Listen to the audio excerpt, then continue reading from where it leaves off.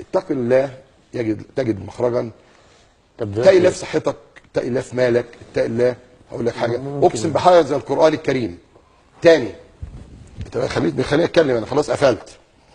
كابتن احمد شوبير، شوف مين المدرب الكبير اللي انت رحت زرته عشان مريض بتديه حسنه 200 300 جنيه، اللي بيبدا اسمه بحرف السين.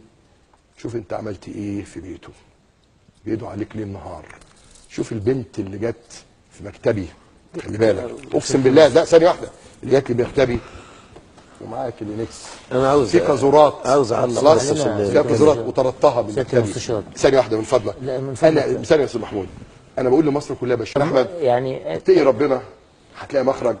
وزي ما بقول لك تاني، الكابتن اللي بيبدا اسمه بسين سين، شوف انت عملت ايه في بيته وخربت بيته، وربنا مش هيكرمك علشان البنت بنته. انا بشكركم يا جماعه، السلام عليكم. وعليكم السلام ورحمه الله وبركاته.